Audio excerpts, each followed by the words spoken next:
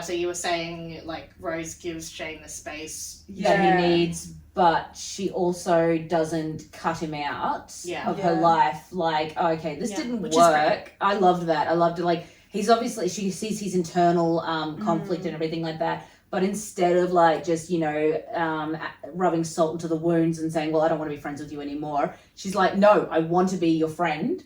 I love you as a person because you're fun. And I think it's so important having like a friendship, like having a friendship of the opposite gender. A validation, like that platonic friendship. And it's like, like we've all got you've got Trent, you've got Jared, I've got Aaron. That's our platonic friends. Like, we're so, you know, like people that you've known for years and years and years. Yeah, I've never I've never been romantically interested. You've never seen Aaron as more than a friend. I've never seen him more than a friend. He's just like that big brother kind of thing, and like we have like so many inside jokes and all that sort of stuff. I think it's nice seeing the platonic representation of friendship. I love that. Sex. I think that sometimes, just in general, that's why the romantic trope of friends to lovers bothers me, because you can have those platonic relations. So it's actually like my least favorite trope. Yeah. But it's also a very good foundation. So it is. But like, one of my, and I know the show got cancelled after 2 seasons. I hated that it went friends to lovers. It's an Aussie show, Surviving Summer. The fact that no. If you've seen it, you know what I mean. I do not think that they should have been romantic at all, ever. I really liked the foundation of friendship that they had, to then turn that romantic. I thought it was shit. Well, if you've seen that, I guess if you know, you know. Ron and Hermione in Harry Potter. Fucking hated it. Maybe in the book, when it happened, I was like, it came out of left field because I was just like, the fuck is this shit? Well, you're a Hermione fan, aren't you? I am a massive Hermione fan. But it was even before I became a Hermione fan. And Ron and Hermione hooked up. I was like, what? I never got that. Well, we got what we got. That talk with Rose, though, it was a very big realize coming to terms, like, in his personal feelings and how he feels about Ilya. And I think it also made him realize what he categorizes himself as. He's not he's not a bisexual man. He is a gay man. Yeah. And so he definitely is into men. Yeah. And so then when he has that, you know, when the All-Stars game happens and they're finally on the same team. I think that's very symbolic. I love that because it's the same team, because then they also have that discussion later on in the hotel. Like it's like they're finally on the same side with what they want. Yeah. Because Ilya was still... I love how Ilya's still, like, displaying, I've got interest in you, because he's fishing. He's like, oh, did you come by yourself, or is... Oh, yes. When he saw him, his heart skipped a beat. Is this the episode where... They have the heart-to-heart in the hotel room and cried. Right. Because Russia! And then is this the episode where we get the monologue? Is it episode 5? Yes, because when he's back in Russia. So they had the All-Stars game. Oh, the monologue, and I cried. They had the All-Stars game, and then it was like a couple of weeks later where they were playing each other again. Yeah. And then that's when Ilya got the call from his brother, and he's like, what the fuck do you want? But he says it in Russian. Yeah, right. And then that's when it skips to, like, where they're like, oh, Ilya Rozanov caught a plane to Russia, nobody knows why.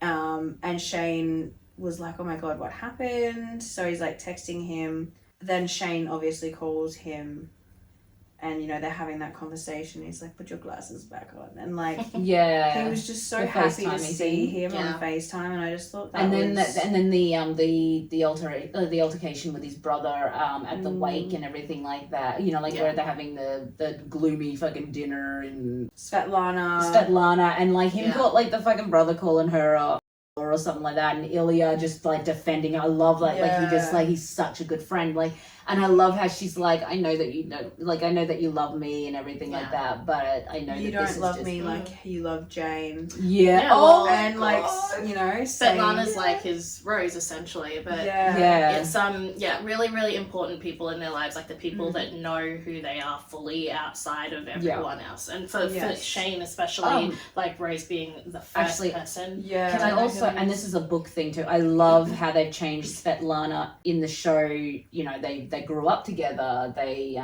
like obviously her dad was a hockey player, but now he's also in the government, like in the Russian government and all that sort of stuff, which is how obviously Ilya and her grew up together, because like his dad's a cop and all that sort of stuff. Yeah. So I like that relationship. Like I like that change from the book, I suppose. Yeah. Yeah. But this is also the episode, because this is episode 5, so this is the we're almost to the end.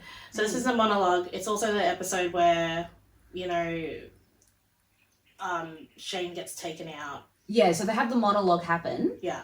And cue everyone crying. Yeah. We all cry for that. But I like that it's like it's almost like a closed chapter on Russia as well. And his family. Yeah. Because it's like he's the reason for me to go back. This weight off of him. Yeah, because the reason I was always going back was to look after my sick father, who I don't have a great relationship with, but I still have to, like, you know, I still have that sense of responsibility to care for him. And then it's going back to that game where they're seeing each other again. And I feel like it was more Shane initiating the hookup, because spoiler, in the book, Ilya was actually going to break up with him. Yeah, I know about that. Yeah. He was going. It wouldn't have been a permanent breakup. Let's be real. Yeah, come on. And then that, like, and then he gets taken face off. And I think for Ilya, that was the like face off. Yeah. And the banter that they're having, the flirty banter, and it's like, how does nobody else see this? And then even just the flirty, taking the puck, like the whole, like, the stick. I don't know what that's meant to be fight. called, guys, when they're playing with the puck. But what is it called? It's like that. Oh shit. Anyway, and the slow motion of Ilya's face, like the hit happening. And like the commentators. Yeah.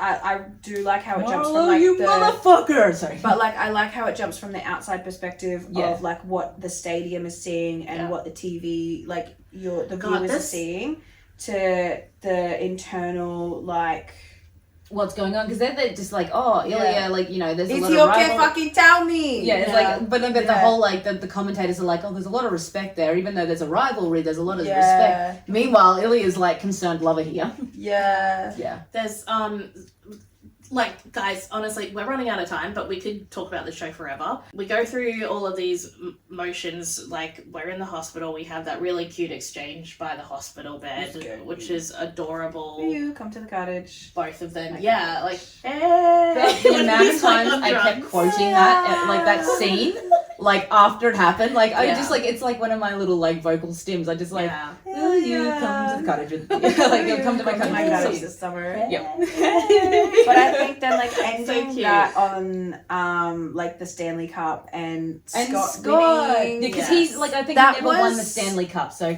I had already seen that scene on social media, so watching it the first time I knew what was happening. Yeah. But, like, watching it still, like, I had not seen it, but I knew that it was happening. Mm-hmm. Watching it was, like, really... Can I also bring this in, is the supportive parents, and I mean not just, like, Shane's supportive parents, Kip's dad. Yeah. Like, he doesn't care that his son's gay. He just, like, and he was like really, like, the affectionate, like, oh, give me a hug, big guy, and all that sort of stuff. I was like, I love seeing it was that. such a beautiful scene. And the soundtrack, like the music.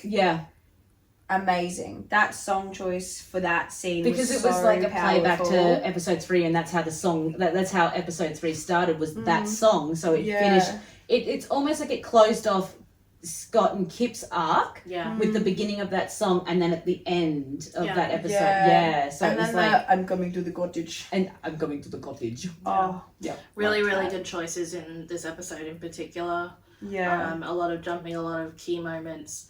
But obviously that sets us up for a really interesting finale. Thanksgiving. We pick right back up with the cold turkey. Can I put some gripes in? I have a couple of gripes. I want them top of the list.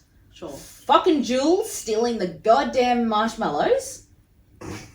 Okay. I agree. Oh my thank you. Baby Tuck. It's Christmas at my house every year almost. And I basically run it like crazy, don't I? Like, I make sure that everyone, like, there's enough food, there's all these different things, because the last couple of Christmases I've either been pregnant or drunk, so like... Yeah, lucky you. But I don't get drunk until after everything's all served up and all that sort of stuff. But I run Christmas crazy. Like I just think it's rude. It's like disrespectful. Yeah, like I hate when someone like goes and eats like, and even when I'm cooking dinner normally, and like if I make the croutons for a fucking salad, and here's Ainsley and Dale into the bowl eating the croutons, and I'm like, there is not going to be anything left for the fucking salad. Stop eating it. Like, so I think that irritated me with Jules stealing the marshmallows.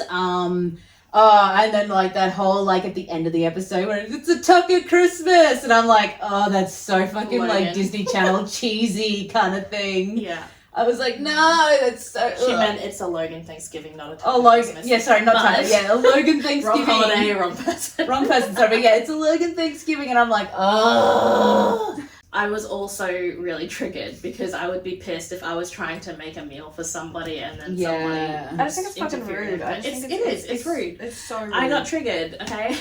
And if you're a feeder, you're probably triggered. And another thing that triggered me too was the amount of people that just kept rocking up as well. And poor Tucker, his face is like, he's doing the mental like calculations in his head, like, is there going to be enough food for everyone? Yeah. So like episode 5, that exchange with Hannah and Garrett, when he's asking her to come to Thanksgiving and stuff, but like, you know, she's explaining why she doesn't go home for Thanksgiving or holidays, and his realization. And I think it's really great to see actors who can just express so much in their facial expressions, where he's like, oh, he was an athlete, and she's like, yeah, and he's a hockey player, like him coming to those realizations, and this like, is why she's got these little on things. his face, like he, like all of his like dots are connecting, but like he's so angry for her as well, and she's like so nonchalant about it. She's like, she's already dealt with it in therapy. She's already past it. He's like, again, he's like, now processing it. Yeah, so it's like, stay on track, Graham. And then he's also like all the shit with his dad and the, you know, domestic violence. And him dealing with that, his PTSD as a child. And because he hasn't actually, because he's given Hannah so much space, he hasn't actually mentioned his own issues with abuse as well. So the fact that she's like, oh my God, and then she's holding space for him without making any of it about herself, like, or even using comparisons like her own. Scene in the car. Like, it's a great flip of what Hannah gave him in the last episode, and then him being like, okay, this is what I need. It was just like, if I go, will you come with me? And then her, you know, the squeeze my hand thing. It's so, I just want to say it's so hard watching Steve Howie be... I know. Yeah, that's. But like, you know what the funny thing is? As soon as he came up on the screen, I was like watching Shameless. Yeah. Did you watch Shameless? Yeah. So I'm so used. No, I didn't watch Shameless. I didn't watch Shameless, but like Reba. You gotta watch Shameless. I watched Reba way back in the day, so it was just like Shameless. Him as Kev was so perfect. He was hot as Kev. Oh my God, love him. My days. All right, I'll put it on my list. Yeah. So that was really hard for me. Yeah. Watching him be Phil Graham, and he was such a fucking... I feel like we have to talk about it. We spoke about it a little bit at dinner last night, but Hannah and Garrett's intimate scenes at the beginning of episode 5 was so hot. With G. It was absolutely so hot. Yes. But also, we needed to talk about this because I know that these are some of, again, I heard things, not a lot. I was trying to stay away from it, but there were a lot of people complaining that she's in a bra. Okay? Now, again, as 3 top heavy women, I'm going to say that is a normal thing. Sometimes it happens. If you are busty, that is a normal thing. Because one, in television, normal boobs, guys, normal boobs part, okay? If you got fake ones, they're going to stay put. But if you've got natural breasts that are going to... It's like the Red Sea, man. They're going to part. Right? And that's not something that's going to look good necessarily on camera. Have you seen that illustration of like the crazy titties? Oh, is it calm your tits? Never!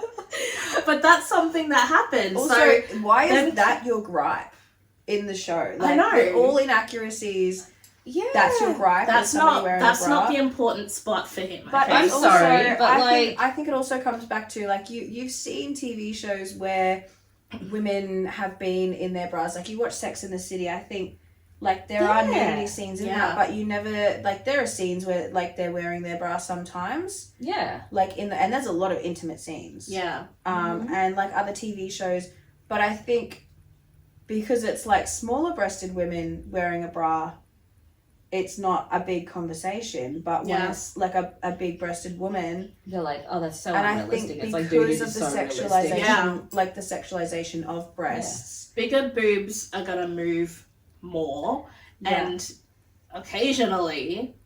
It's also that comfortability because sometimes it can hurt. Yeah. So for anybody out there who is, you know, top heavy is going to 100% understand this. So I think that complaint needs to go out the window. Okay? Just saying. If I can move us on to the end of the episode.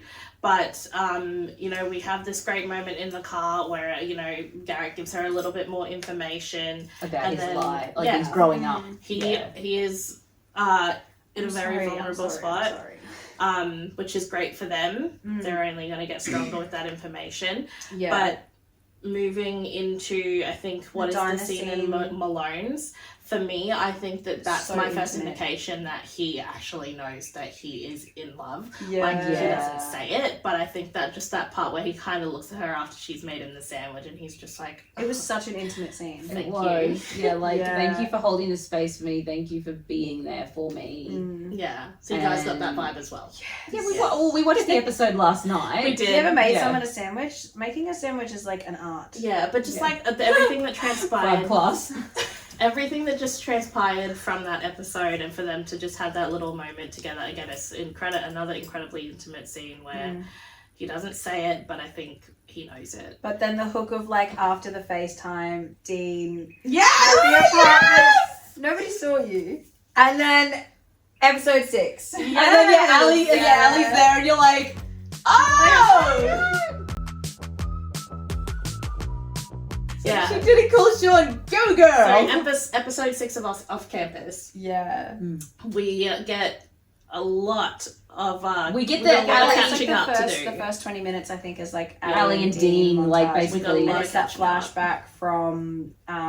Well, you see where they're hooking up, and then and how it correlates to Hannah and Garrett. But where it started on the couch in their relationship, the timeline, the fake dating trope comes into play.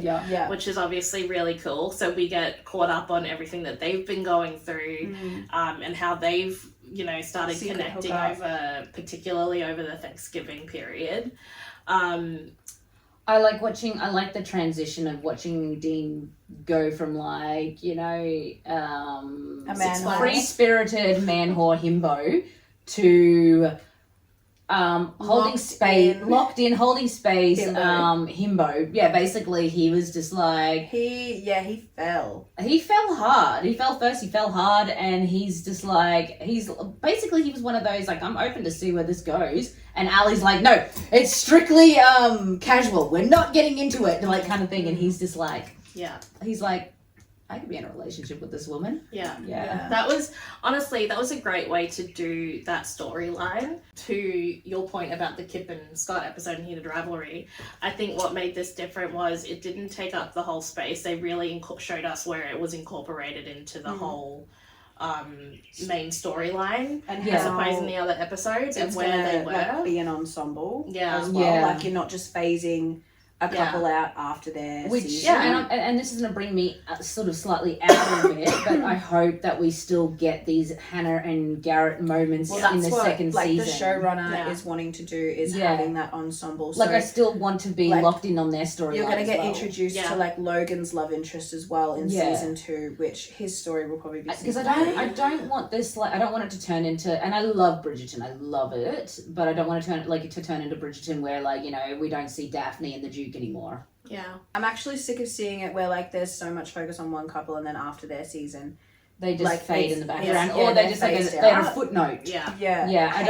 I don't want them to be a footnote. I want them to keep going. I still want to see cute romantic moments. I think Netflix has really fumbled that as well. For sure. We got, like you said, it was maybe the first 20 minutes, and then we kind of fell back into where we were in the story in the present day, having the switch to Hannah and Garrett getting the first I love yous. Which is really cute. I loved that. Really, really cute. Because she was just doing that whole joking kind of thing. And then he's like, I love you. Yeah. But he wasn't afraid to say it either. He just put his heart out on the line. It's almost like like, I'm going to say it. If you're not there, I'm not going to hold it against you kind of thing. Like, I felt like that's how he was like, and she's like, no, I love you too. Like, yeah. I think the climax, because obviously, like, episode 7 was the climax, but building to that of, like, him preparing for that game because that's their biggest rivals. Her, like, thing with Justin trying to figure that out because through all of this, she's lost her scholarship. She's, like, stressing. She's still focusing on the pop She's showcase. got no connection to, like, this song or anything anymore, and her trying to figure that out. It was Justin's lyrics and everything like that. And it was a collaborative song, but it started off as her baby. And I guess it was another show of how consent was taken from her. Yeah. When he played the song. And Justin, he wasn't a bad guy. It's just that he was saying that there was something that he was proud of, like, because he wrote these lyrics. His feelings are also valid in that. Like, exactly. I get that. Yeah. And he's like, what do you want, Hannah? Because you're not, this isn't about him. But he's just like, I like that it was like, it showed that he's not a villain. He's like, he basically was just like, you know, and it was almost making her realize that he goes, you haven't, like, he goes, so it's like, because you haven't got anything invested in this song. Like, you're not, like, there's, like, I don't hear you in it. Like, it's practically my song because you're too afraid to put yourself out there. Yeah. Yeah, and I like, because it was like that kind of, like, wake-up call for her, like, oh, you know what, maybe I actually have to start, you know, knuckling down. Like, you can call Justin a bad guy or whatever for stealing a song. Yeah, that's valid. But I like that he did call her out and say, look, you haven't actually really put yourself in there. You've only just put the background music on there.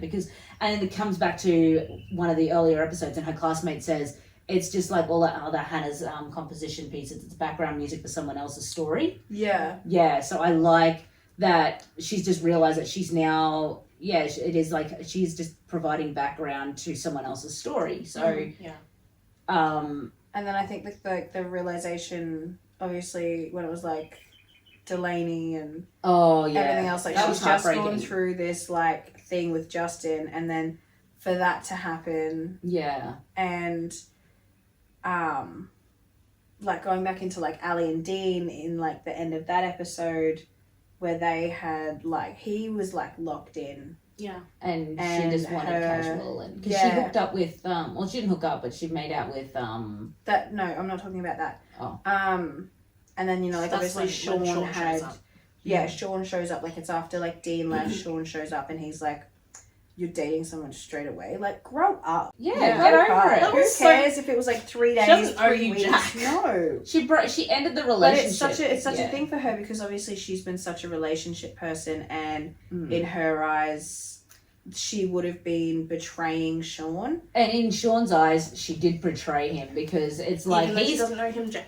Because he's like, oh yeah, this is just a break. We're gonna be back together, like, when she's ready. Because, like, and I hated that. I hated that when he's like, see you in 36 hours, and it's like, didn't fuck take it you at all. Yeah, but these episodes are so well done. But I love that they kind of brought representation. like you said, like, they brought Allie and Dean back into the episode, and gave them the focus at the same time. Yeah. But. For it to end, you know, with the Hannah realizing that her boyfriend's playing against her. Or her abuser. So the fact that it ends with Hannah having that realization is incredibly sad. Like, these people, like, these two characters, our central characters, are so traumatized. Like, they can't even go home, either of them. Yeah. So this show deals with it so well, but I'm really hell of a point to end the episode on. We're at the cottage, you guys. The cottage. And it was bliss for about 45 minutes. Oh, sweet moments. The whole, I love the toes, like, the feet touching thing, you know, like, and it's such a, it comes back to the whole, like, and Hannah and Garrett laying on the floor, exchanging reels. They're just sitting there on the couch, just, you know, tapping feet. They're on their nice it's domestic. Them finally accept how they feel about each other, and to be so comfortable in that with each other. I love that. And then obviously Shane showing obvious jealousy, and Ilya putting his fears to rest and all that, like that whole, like, I don't ever want that problem to go away. Yeah, I was like, oh. Guys, this was like, it was so amazing just to kind of sit back and watch them be happy in this little bubble for 45 minutes, you know, like this little honeymoon kind of thing. Just living and with like each other in their you find out like obviously how much of the cottage is really Shane's safe space, and that how he wants to share his safe space with Ilya. He is sorry, anyway. The safe space with Ilya, but like sharing his own, like, because it is his own safe space, so he's bringing Ilya in here. He says his parents go there sometimes, but like it's Shane's like own oasis kind of thing. It's where he goes to reset. It's where he feels completely open to be himself and everything like that. So when they're being intimate, the blinds are up. It's not dark. It's not covert. They're not hiding who they are. They're not hiding who they are. Like, because I love how he put it down, doesn't he? Yeah, because he goes to put it. Ilya's like, no, back up. Throws the remote. Daylight. We are in the light. What's it? Because they deserve daylight, and it goes back to what to Kip's friend, where she goes, he deserves daylight, and so do you, or you know, sunshine, and you do. Was it Ilya that put it up, or Shane that put it up? No, Ilya put the blinds up. He was like, leave them up. Yeah. Obviously, a really beautiful episode and a lot of great things that came out of it, including stupid Canadian wolf bird. I think like them being so being able to open up to each other. Yeah, because Shane learns more about such a deep, intimate level. Yes. And Ilya says, I love you first, guys. Yes. He said it in episode 5 in the Russian. Russian, but he says it in English. And I think that was such a sweet moment. And then Papa showing up. Oh my god, it was almost like a horror movie. It was like, if the music was different, it was like dun dun kind of thing. Mm-hmm. Yeah, I kind of like, I understand like maybe that would have been an overwhelming situation for Dad, and also not necessarily knowing how to react to it. It's how to react to it, but you know, also, and I think it was him being like, I need to give him this space. I've just like interrupted on this. Sure. Yeah. I'm not I think gonna. people had an issue with that, right? Like the way that he just got in the car and left. But I agree. Like it's think you're it gave in his him space. Because it's not like going and throwing accusations into his face, going, "Oh, why didn't you tell me this?" or "Oh my god, you're gay." But I think it's probably also a really great point of, you know, like Shane, like, you know, touching on Shane's neurodivergency. He probably has some of that aspect from his dad. So his dad, that's how his dad awkward deals communication. with They're both extremely shell shocked. Yeah. At that point, and it is like oh my god, we both need space from this now, just to like process for a second. I noticed with Shane's dad, he takes a lot of cues from Una as well, like how to interpret a situation, because Una's like, well, this is what, and he goes, oh, okay, yeah, no, I see that now. Yeah. So it's like, so I feel like maybe that's where Shane gets his neurodivergence from, but I like that his dad and his parents both held the space for him. I see where you got that from. Yeah. But I love how his parents hold the space for him so that he can actually talk it out with them. Just like watching Ilya be so supportive of Shane in that moment where he's like reeling. Yeah. This is Ilya. That, and he's like, it's okay. Like I'll come with you. Like I'm here for you. I love it. It's like are you really gonna wear that? No, but I like it's like I play for Boston. No, but I like it when he's like, oh, maybe you should stay in the car. He's like. Really, really great acting choices. But it's also just like it's showing a couple dynamic as well. Like, how, like, did I come here to stay in the car? Excuse me? Yeah. Obviously, like, you know, Shane's scene, particularly with, outside, is a conversation. Breakdown. I think that should you have supportive parents, this is my one little gripe, I think, was just that scene. I think at the end part, it was kind of felt a little Hallmarky movies, a little tiny bit. That was me personally. Like, it just felt a little at the end. It's like, it felt a little Hallmarky at the very end of their little conversation. But other than that, I loved their conversation. Like, I love that she's like, don't be afraid. Like, you know, I just want you to be happy and all that sort of stuff. And then I love when they come back and they're eating spaghetti. Ilya's just having the best a home-cooked meal. Like this is the most stressful time for Shane. And Ilya's like, this is... Yeah. He's just like, I love spaghetti. Slow down. He's like... But I love it. And Una is like straight down. Una is like businesswoman. Yeah. She's just like, right, what's the plan? What are we doing? Marketing. Yes, marketing. Like, how are we going to deal with this? Yep. Yeah, no, when did it start? Rookie season? No, that's not true. Summer before. So many great scenes, so many great lines, but honestly, I'm so excited for season 2 of that show and of them just driving off back to the cottage. I think having that on the credits as well, just seeing that was so beautiful. I love that they held that for the entirety. That was so good. Give me a finger. Holding space. Holding space. Really excited. And the choice of music, it was beautiful how they incorporated it. And the fact that they're like sitting in the car and they're like holding hands and they're like looking. Oh, but I love when they're looking at each other too, and then like it's like thank you. Yeah. But no, but you know what I mean. Like then they're looking, like one will be looking at the other one, and then they'll be like, and then it's like looking back, and then they're both looking at each other, and there's smiles and everything like that. Off Campus, episode 7. It's very cute. But but can I actually say there is like a little part in the credits though with that scene. You can see them morph into the actors and not the characters, because Shane goes and grabs Ilya's face and he's like. That was purely Hudson right there, I think. Okay, moving on. Sweet baby Connor.